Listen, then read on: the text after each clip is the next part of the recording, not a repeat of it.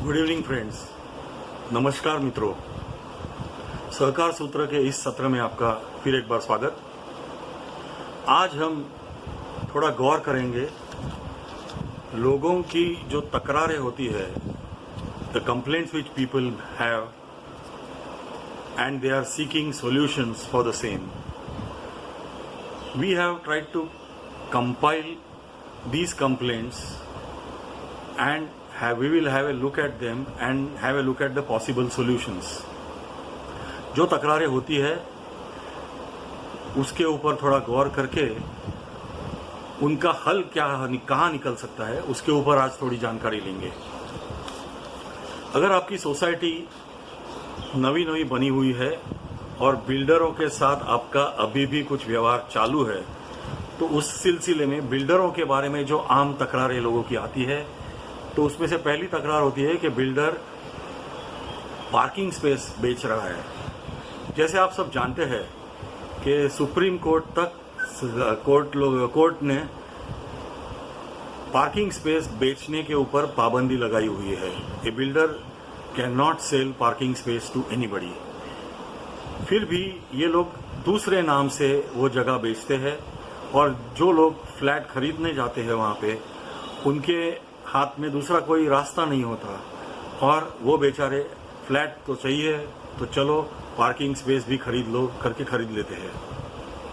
इस सिलसिले में आपको अगर कंप्लेंट करनी है तो आप कंज्यूमर कोर्ट में कंप्लेंट कर सकते हैं और लोकल कॉरपोरेशन जो होती है आपके एरिया की, म्यूनिसिपल कॉरपोरेशन, वहाँ पे भी आप तकरार कर सकते हैं कि बिल्डर ऐसे ऐसे नाम से ये पार्किंग स्पेस बेच रहा है और उसे ब्लैकलिस्ट करो।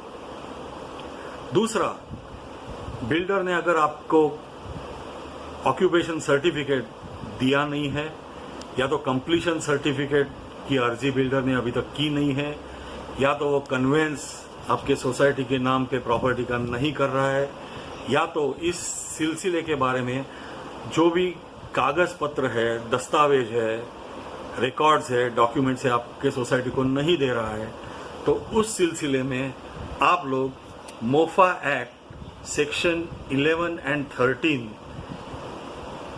के अंतर्गत बिल्डर के ऊपर आप एक क्रिमिनल केस फाइल कर सकते हैं। दूसरा, यूएलसी डिपार्टमेंट जो होता है, अर्बन लैंड सीलिंग डिपार्टमेंट, उसमें भी सरकार का जो डिपार्टमेंट होता है उसमें भी आप तकरार बिल्डर के खिलाफ कर सकते हैं कि ब्रीच ऑफ ट्रस्ट कर रहा है, ये चीटिंग कर रहा है, अभी तक हमको उसी नहीं दी है उसने, ना वो अब कन्वेंस करने के मूड में है।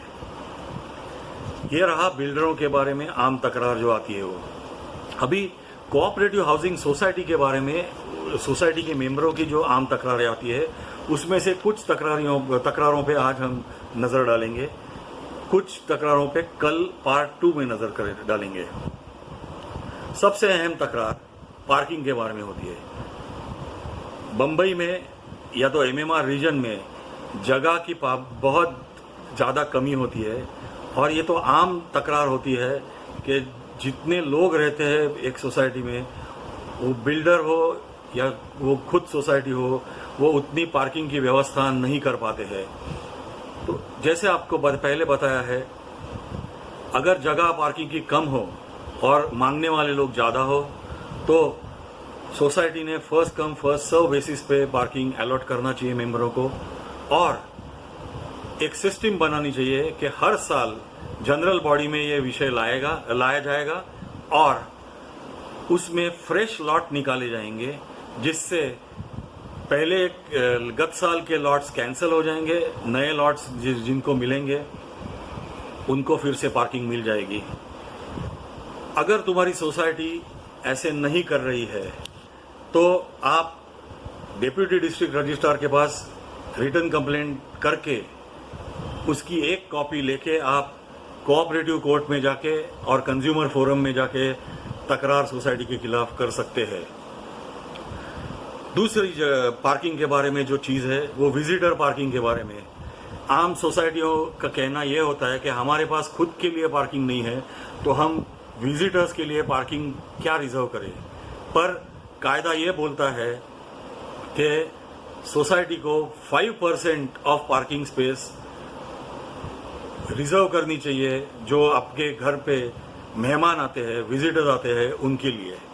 अगर ऐसा नहीं किया है सोसाइटी ने तो आप जाके नज़दीक के पुलिस स्टेशन में सोसाइटी के खिलाफ violation of development control rules number 36 के तहत कंप्लेंट पुलिस के यहाँ पे कर सकते हैं।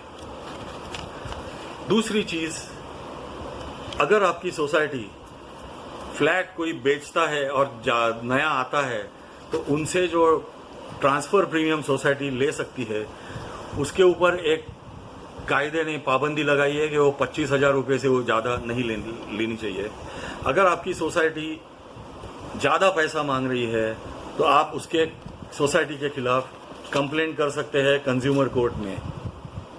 दूसरा, वही कंप्लेंट आप पुलिस स्टेशन में जाके भी सोसाइटी के ऑफिस बेयरर्स के खिलाफ कर सकते हैं कि I want to lodge a case for extortion, नाजायज तरीके से हमसे पैसा उगलवा चाहना चाहती है ये मैनेजिंग कमेटी।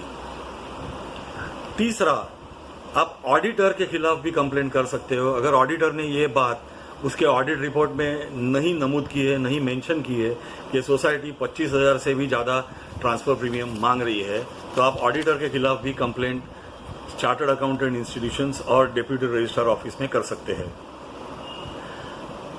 सोसाइटी के मेंबरों को शेयर सर्टिफिकेट देना ये मैनेजिंग कमेटी का दायित्व होता है। अगर कुछ भी रीजन देके या कारण देके मैनेजिंग कमेटी आपका शेयर सर्टिफिकेट आपको नहीं दे रही है तो आप कंज्यूमर फोरम में कंप्लेंट कर सकते हैं। फिर भी नहीं अगर फैसला आया तो आप कोऑपरेटिव कोर्ट में जा सकते हैं कमेटी के खिलाफ। मैनेजिंग कमेटी के खिलाफ फंड्स के मिसयूज का आरोप काफी बार लगता है। इस सिलसिले में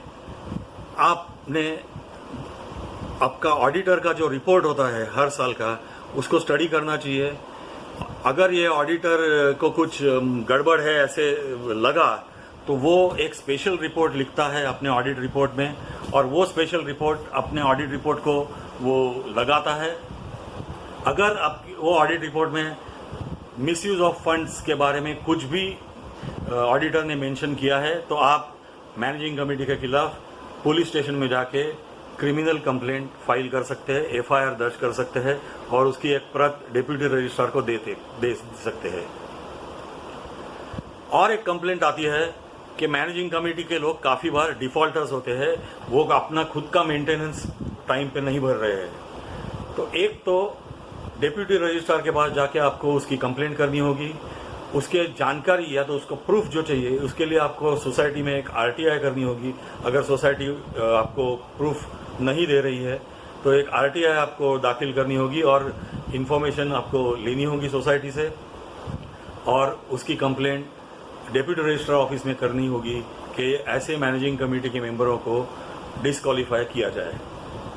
और आखिर सोसाइटी के विविध कामकाज के लिए जो लोग एम्प्लॉय किए जाते हैं उसमें अगर आपको 15 साल के छोटे बच्चे काम पे लगाए गए हैं ऐसा नजरिया आपके नजर में आता है तो आप सोसाइटी के खिलाफ जुवेनाइल एक्ट के वायलेशन के बारे में तकरार कर सकते हो और बायलॉ नंबर 161C के वायलेशन के बारे में तकरार कर सकते हो। और अगर आपकी तकरार सच पाई गई तो ऐसे सोसाइटी के मैनेजिंग कमेटी मेंबर्स को इम्प्रिजनमेंट और 20,000 जुर्माना तक की शिक्षा हो सकती है। आज के दिन के लिए इतना ही काफ़ी। इस विषय में और ज़्यादा जानकारी हम कल लेंगे। धन्यवाद।